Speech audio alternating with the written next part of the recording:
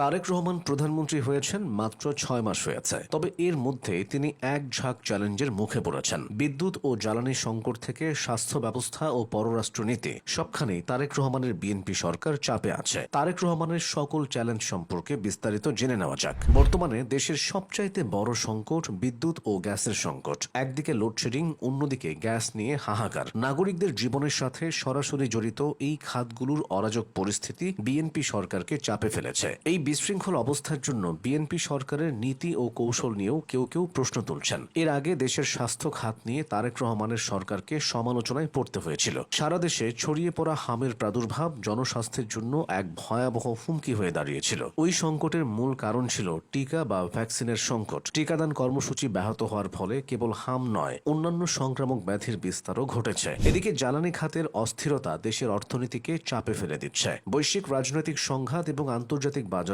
অস্বাভাবিক মূল্য বৃদ্ধি ও সরবরাহ ব্যবস্থার ঘাটতি সরাসরি বাংলাদেশের জ্বালানি নিরাপত্তায় আঘাত এনেছে। দেশের অভ্যন্তরে জ্বালানি তেল ও গ্যাসের সংকটের ফলে শিল্পোৎপাদন ব্যাহত হচ্ছে, যার প্রত্যক্ষ প্রভাব পড়ছে সাধারণ মানুষের জীবনযাত্রার ব্যয়ের ওপর। দ্রব্যমূল্যের ঊর্ধ্বগতি থেমে নেই, ধীরে ধীরে বাড়ছে লোডশেডিং এর মাত্রা। জ্বালানি সংকটের ফলে যাতায়াত ও পরিবহন খরচ বেড়ে যাওয়ায় প্রান্তিক মানুষের জীবন জীবিকা ব্যাহত হচ্ছে। অন্যদিকে আন্তর্জাতিক রাজনীতি ও বৈশ্বিক মেরুকরণের এই কঠিন সময়ে বাংলাদেশের পররাষ্ট্রনীতি নির্ধারণ করা সরকারের জন্য আরেকটি বিশাল বড় চ্যালেঞ্জ। একদিকে পশ্চিমা বিশ্বের সাথে সুসম্পর্ক বজায় রেখে বিনিয়োগ ও বাণিজ্য নিশ্চিত করা, অন্যদিকে আঞ্চলিক প্রভাবশালী রাষ্ট্রগুলোর সাথে ভারসাম্যপূর্ণ সম্পর্ক রক্ষা। এই দ্বিমুখী চাপের মধ্যে বাংলাদেশকে পথ চলতে হচ্ছে। বৈশ্বিক পরাশক্তিগুলোর মধ্যকার দ্বন্দ্বের মধ্যে বাংলাদেশ যেন নির্দিষ্ট কোনো দিকে ঝুঁকে না পড়ে তা নিয়েও সরকারকে ভাবতে হচ্ছে। বিশেষ করে উন্নয়ন সহযোগী দেশগুলোর পক্ষ থেকে আসা শর্ত ও চাপের মুখে জাতীয় স্বার্থকে প্রাধান্য দিয়ে পররাষ্ট্র নীতি প্রণয়ন করা বর্তমান সরকারের জন্য বড় চ্যালেঞ্জ।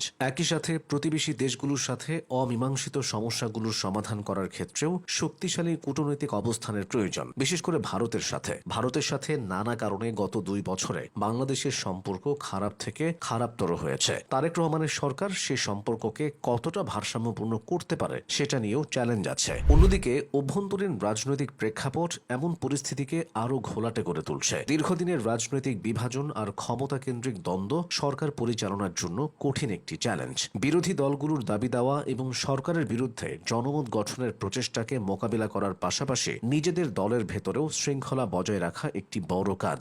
এতদিন রাজনৈতিক অস্থিতিশীলতার কারণে বিদেশি বিনিয়োগকারীরা পিছিয়ে গেছেন। সে পরিস্থিতির বড়সড় পরিবর্তন এখনো ঘটেনি। বিষয়গুলো নতুন সরকারের জন্য চ্যালেঞ্জ হয়ে দাঁড়িয়েছে। তারেক রহমানের সামনে এখন সবচেয়ে বড় চ্যালেঞ্জ হলো একটি অন্তর্ভুক্তিমূলক রাজনৈতিক পরিবেশ নিশ্চিত করা, যেখানে সব পক্ষের মতামতের গুরুত্ব থাকবে।